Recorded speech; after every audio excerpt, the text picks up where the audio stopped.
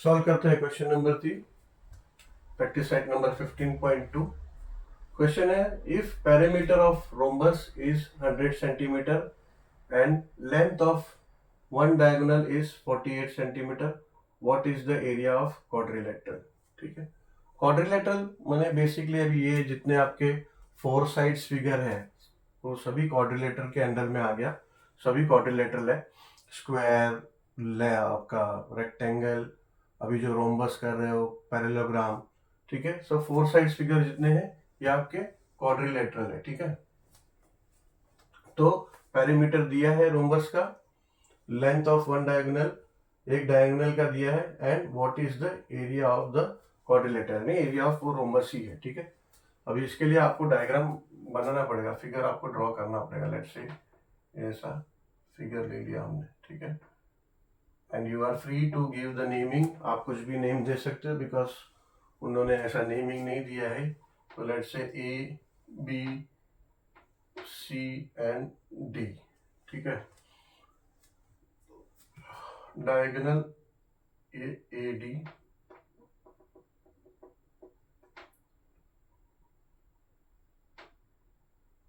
And A B. ठीक है, आपको एरिया ऑफ रोम्बस अगर फाइंड आउट करना है तो क्या चाहिए होता है, एरिया का फॉर्मूला क्या है, एरिया ऑफ रोम्बस का फॉर्मूला है 1/2 यानी half into product of length of the diagonals. ठीक है, अभी दिक्कत ये है कि एक डायगोनल यानी इन्होंने बोला कि लेंथ ऑफ वन डायगोनल, यानी कोई एक डायगोनल को आप कंसीडर कर सकते हो 48 सेंटीमीटर, एक ही डायगोनल दिया हुआ है। तो लेट्स से अगर ये डायगोनल को हमने अगर 48 लिया, 48 सेंटीमीटर है ये डायगोनल को, सी बी को ले लिया। ठीक है, तो दूसरा हमें चाहिए एडी भी हमें चाहिए, नहीं तो कैसा आएगा। ठीक है, कोई बात नहीं, हमें पेरीमीटर दिया है, पेरीमीटर से हम फाइंड आउट करेंगे। अभी आप थोड़ा याद करोगे, 7th स्टैंडर्ड में आपने किया है पेरीमीटर एंड एरिया। तो पेरीमीटर कोई भी शेप का क्या होता है, कोई भी शेप का पेरीमीटर का लेंथ क्या होता है, उसका जितना साइड्स है उसका मेजरमेंट आपका पेरीमीटर होता है। ठीक है, यानी ये जो साइड्स है A C plus C D plus D B and plus B A, बहुत अच्छे से एक्सप्लेन किया है मैंने वो 7th स्टैंडर्ड का perimeter and area. If you all want थोड़ा सा उधर विजिट करोगे तो थोड़ा सा कॉन्सेप्ट भी क्लियर होगा। फिर भी यहाँ पे मैं पूरा बताने की कोशिश करता हूँ कि समझ में आ जाए आपको। लेट से कोई एक फिगर है, यहाँ से ब्रेक किया आपने, उसको स्ट्रेच करके किया ना, पूरा मेजरमेंट है, एक फिगर है, ये ऐसा फिगर है, लेट से स्क्वायर है, स्क्वायर है। ठीक है, स्क्वायर को यहाँ से थोड़ा सा कट कर दिया और उसको लेके ऐसा स्ट्रेच किया आपने ना, तो that will be the length of your perimeter, यानी वो पेरीमीटर हो गया। और उसमें क्या क्या आया, चारों साइड का मेजरमेंट आ गया ना। समझो अगर ये ए बी सी डी है, A B C and D, तो फिर उसमें क्या होगा, A B plus B C plus C D plus A D will be your perimeter. ठीक है, तो ये हो जाएगा। तो ये जो है ए बी यानी रोम्बस में अगर कंसिडर करो तो A B plus B C plus sorry A B plus B D plus D C plus C A. ठीक है, ये होता है perimeter and which is equal to 100 centimetre, ऐसा दिया है। ठीक है, ये ऐसा दिया है, होगा समझ में आएगा आप लोगों को। तो इसको अभी सॉल्व करते हैं। तो कैसा है, अभी एक हमें डायगोनल दिया है 48 सेंटीमीटर और पूरा पेरीमीटर यानी चारों साइड्स का मेजरमेंट, चारों साइड का एडिशनल 100 सेंटीमीटर। ठीक है, और रोम्बस का प्रॉपर्टी हमने किया चैप्टर शुरू होने से पहले ही। रोम्बस का प्रॉपर्टी क्या बोलता है कि ऑल साइड्स आर इक्वल, सभी साइड्स इक्वल है। ठीक है, तो फिर अभी देखो सॉल्यूशन करते हैं। सॉल्यूशन इन रोम्बस क्या कंसिडर किया हमने, ए बी सी डी। ठीक है, perimeter of rhombus A B C D is equal to 100 cm। ये क्या है, गिवन, ये हमें दिया है। ठीक है, देयरफॉर ये क्या हो जाएगा, ये हो जाएगा length of A B plus length of B D plus length of D C plus length of C A is equals to 100 centimetre. ठीक है, इधर आप लिख सकते हो नीचे as perimeter of rhombus is equals to sum of all four side. ठीक है, आपने एग्जैक्टली क्या किया वो हमने शो कर दिया कि हमने एग्जैक्टली क्या किया यहाँ पे। ठीक है, देयरफॉर अब प्रॉपर्टी बोलती है रोम्बस की कि all four sides are equal. ठीक है, तो we can say that length of A B, या तो फिर ऐसा लिख सकते हो आप,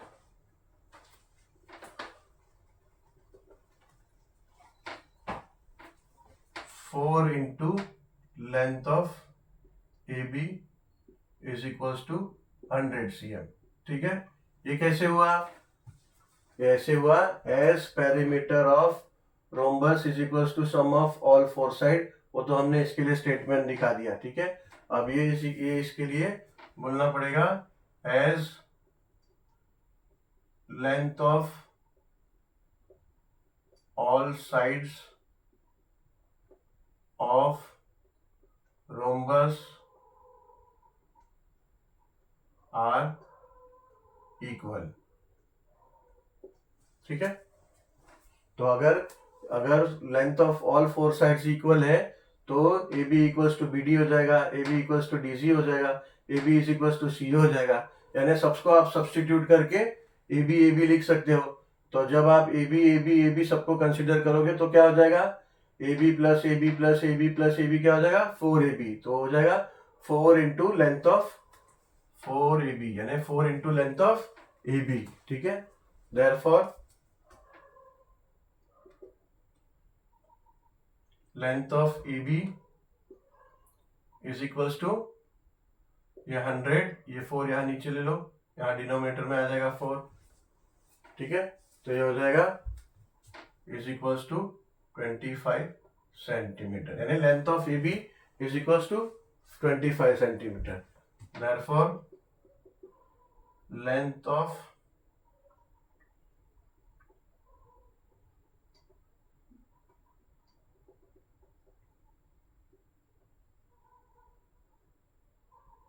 इसको ऐसा लिख दो, L of A B is equals to L of B D is equals to L of D C, length of D C is equals to length of C A is equals to 25 centimetre. ठीक है, अभी ये statement ही यहाँ के लिए enough है, because you have said already that all length of all sides of rhombus are equal. तो अभी you can consider all side as 25, 25, 25 and 25। यहां तक आपका आ गया, यानी आपको चारों साइड्स के मेजरमेंट मिल गए, चारों साइड्स की, यानी सब ईच साइड्स आर 25 सेंटीमीटर। ठीक है, अभी एक डायगोनल दिया है मगर हमें दूसरा डायगोनल भी चाहिए। ठीक है, तो कोई भी एक अभी आपको ये सी डी मिल गया है। ठीक है, ये डायगोनल आपको मिला है। पहले अभी क्या करते हैं, कोई एक ट्रायंगल कंसिडर करते हैं। अभी होता क्या है, हमने एक और प्रॉपर्टी पढ़ा है रोम्बस का, उसमें क्या बोला है कि both the diagonals bisect perpendicularly, यानी let's say if this is point P that then right angle is formed here. चारों, यानी ये चारों तरफ में right angle 90 degree 90 degree 90 degree 90 degree, चारों 90 डिग्री है। ठीक है, तो लेट्स से हम खाली ये ट्रायंगल कंसिडर करते हैं, एक ट्रायंगल CPD। ठीक है, तो इन ट्राइंगल CPD, ठीक है, in triangle CPD length of CD is equals to 25 cm, ठीक है। Therefore लेंथ ऑफ, अब ये लेंथ हम देखेंगे CP, length of CP is equals to क्या है, हमने ना कंसिडर किया है CV को, उन्होंने बोला है length of any one diagonal, यानी वन डायगोनल, तो वो आप अपने हिसाब से you are free to take any one, तो फिर कोई भी अगर ये लेते तो यहाँ का कोई ट्रायंगल लेते हैं। अब हमने ये लिया है तो ये ट्रायंगल को कंसिडर करेंगे, अगर ये लेते हम ये डायगोनल को 48 लेते तो ये ट्रायंगल को कंसिडर करते, ठीक है। अभी ये लिया तो लेट कंसिडर CPD, ठीक है, या तो फिर ये भी कंसिडर कर सकते थे, इस केस में APD भी कंसिडर कर सकते थे, क्योंकि यहाँ भी हमारा दो साइड निकलता। अब ये साइड कोई भी दोनों में एक साइड कैसे निकलेगा देखो, therefore now length of CP यानी ये CP will be equals to half of CB, ठीक है, half of CB, ठीक है। This is also one of the property of the rhombus. If both the diagonal are bisecting each other, then वो exactly half हो जाता है, ठीक है, ये डिस्टेंस exactly half हो जाता है इस डिस्टेंस के, ठीक है। अब आप लोग इतना नोट कर लो, क्योंकि बोर्ड में आगे का नहीं आएगा, आगे का मुझे मिटाना होगा। 1 मिनट के लिए मैं इसको रखता हूँ, so either you can take screenshot also और आइदर यू कैन कॉपी।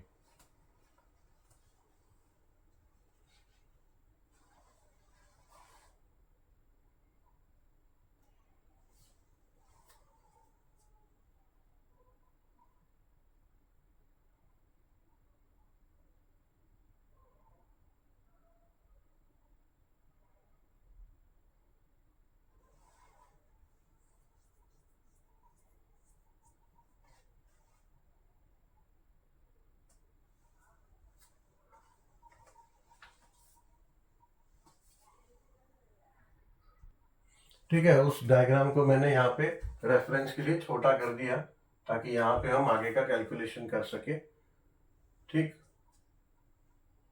अभी यहाँ पे हमने लिया length of CP is equal to half of CB, तो यहाँ लिखना पड़ेगा एज डायगोनल इंटरसेक्ट्स perpendicularly,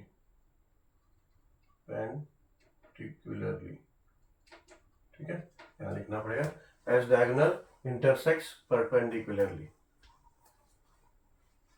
तो therefore लेंथ ऑफ CP, अभी ये length of CP is equal to half of CB हो गया ना, और CB क्या है, CB दिया है 48 सेंटीमीटर, तो हो जाएगा हाफ ऑफ 48, हाफ इंटू 48। अभी यहाँ पे लिख सकते हो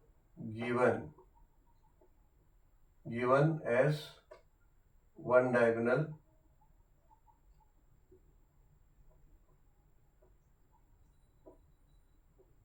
is equals to 48 cm, 48 cm, ये हमने यहाँ लिख दिया। therefore ये क्या हो जाएगा, 2 1 जा इंटू 24 जा, तो ये जाएगा length of CP is equals to 24 cm, यानी अब आपको ये 24 मिल गया, ये CP मिल गया 24, इतना पार्ट आपको मिल गया 24, और ये 48 दिया हुआ है, ठीक है। अब क्या होगा, आपके पास एक ये साइड है 25 एंड 25 सेंटीमीटर, और ये 24 है, ठीक है, और आपको दूसरा डायगोनल चाहिए, यानी ये डायगोनल चाहिए, ठीक है।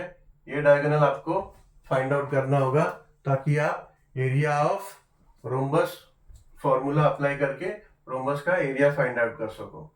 बेसिकली ये डायगोनल अभी आपको फाइंड आउट करना है। तो अभी इसका प्रॉपर्टी क्या है, रोम्बस का प्रॉपर्टी, ये पॉइंट P है कि दोनों डायगोनल इंटरसेक्ट करते हैं परपेंडिकुलरली, यानी ये चारों एंगल, ये एंगल बोलो, ये एंगल बोलो, या फिर ये एंगल बोलो, या ये एंगल बोलो, सभी परपेंडिकुलर है, 90 डिग्री है, तो ये हो जाएगा राइट एंगल ट्राइंगल। ठीक है, तो therefore in right angle triangle angled triangle CPD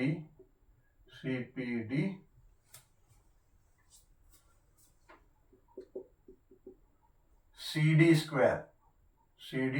square is equals to, ये CD स्क्वायर है ना, is equals to CP square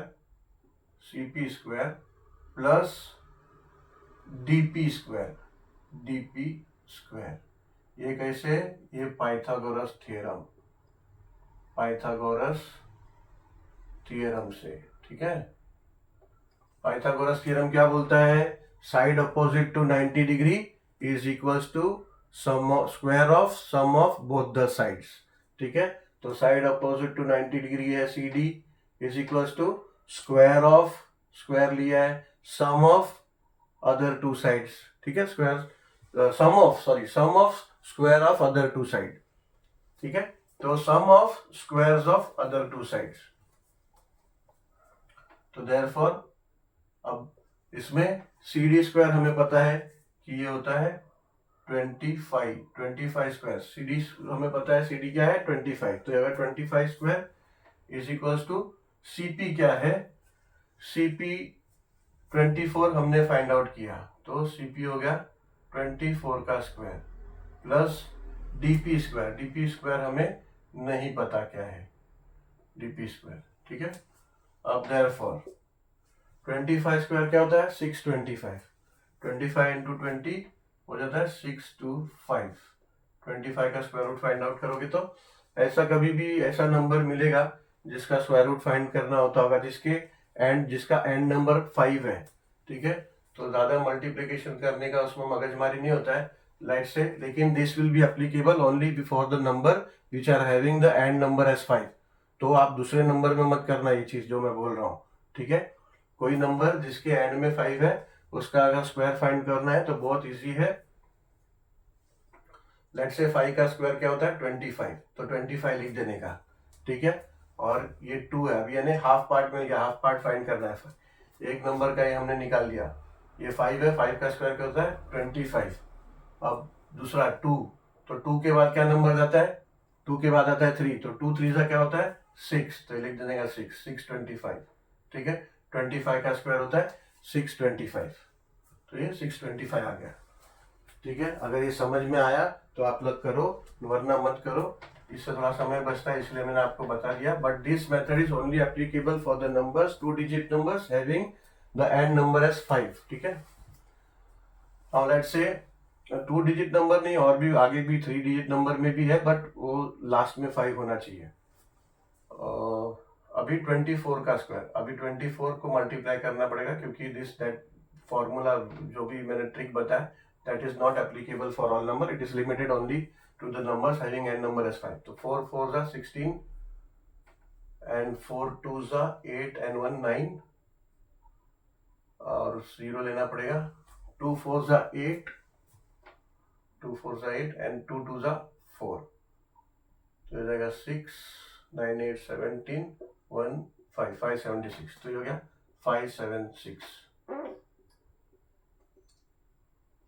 576 plus DP square. ठीक है, अब क्या करो, ये 576 को यहाँ ले लो, 625 576 प्लस है, यहाँ आएगा तो माइनस हो जाएगा, 576 is equal to DP square. अब 76 में से 25 में से 76 नहीं जाएगा, लेट्स कर लेते हैं हम रफ में, लेट्स से यहाँ कर लेते हैं, यहाँ कर लेते हैं 625 माइनस 576, 5 में से 6 नहीं जाएगा, बोरो कर लेते हैं यहाँ से, तो जाएगा 1 और ये जाएगा 15 में 6 गया तो ये हो जाएगा 9। अब 1 में से 7 नहीं जाएगा, यहाँ से बोरो करते तो ये जाएगा 5, ये हो जाएगा 11 में से 7 गया तो जाएगा 4 5 में से 5 गया तो 0, तो आया therefore 49 is equals to dp square. ठीक है, अब क्या ये स्क्वायर तो हमको तो फाइंड करना है डीपी स्क्वायर से क्या मतलब है, कोई बात नहीं, स्क्वायर को यहाँ ले लो, ये स्क्वायर यहाँ आएगा तो स्क्वायर रूट हो जाएगा, स्क्वायर रूट ऑफ 49 हो जाएगा इज इक्वल्स टू डीपी। ठीक है, कभी ऐसा आया उधर स्क्वायर है तो यहाँ का वो स्क्वायर रूट हो जाएगा, तो ये हो जाएगा square root of 49 is equals to DP. अब 49 का स्क्वायर रूट क्या होता है, 49 का स्क्वायर रूट होता है 7, तो इसको कैसे लिख सकते हैं, यानी स्क्वायर रूट ऑफ 49 को आप ऐसे लिख सकते हो कि 7 का स्क्वायर 7 इंटू 7 करोगे तो 49 आता है ना, तो इसको आप लिख सकते हो 7 का स्क्वायर। अभी क्या होगा, ये स्क्वायर रूट और ये स्क्वायर कट जाता है। ठीक है, किसी स्क्वायर का स्क्वायर रूट होता है तो किसी भी नंबर का स्क्वायर रूट होता है तो स्क्वायर रूट और वो स्क्वायर कट जाता है, कट गया is equals to DP. Therefore DP is equals to 7 cm, यानी अभी हमें क्या मिला, ये मिला डीपी D2P, यानी ये मिला हमें 7। ठीक है, अभी मैं यहाँ रब कर देता हूँ, ये आप लोगों ने पहले कॉपी कर लिया होगा तो यहाँ कर लेता हूँ।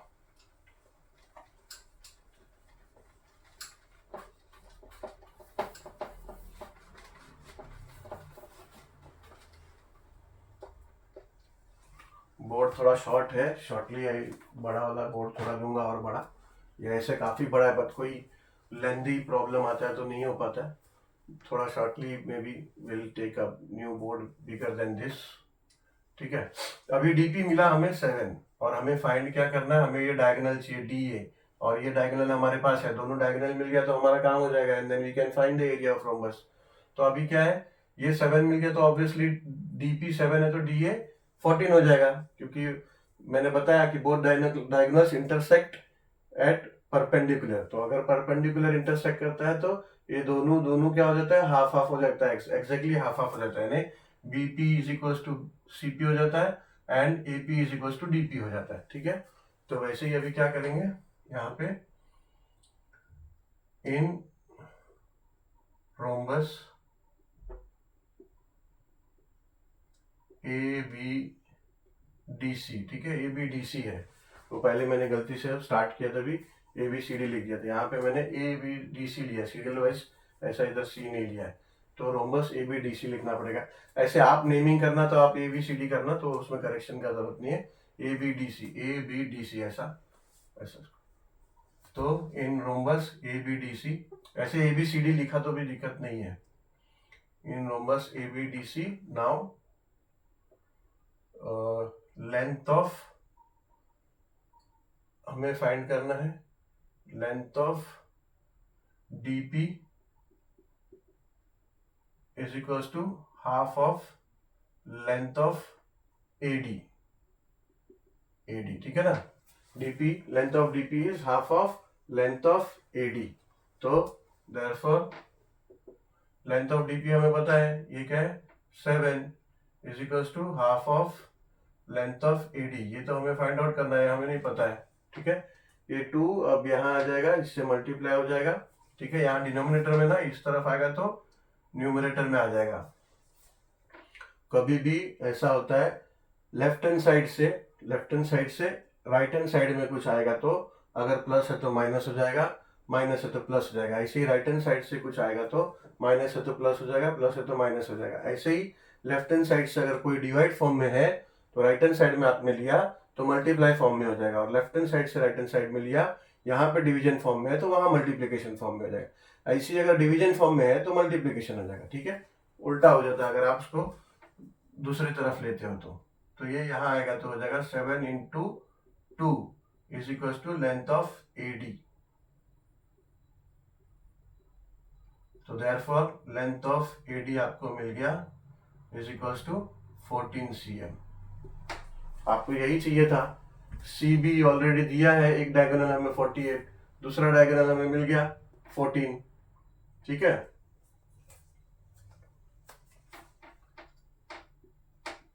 therefore area of rhombus is equals to half of product of length of the diagonals.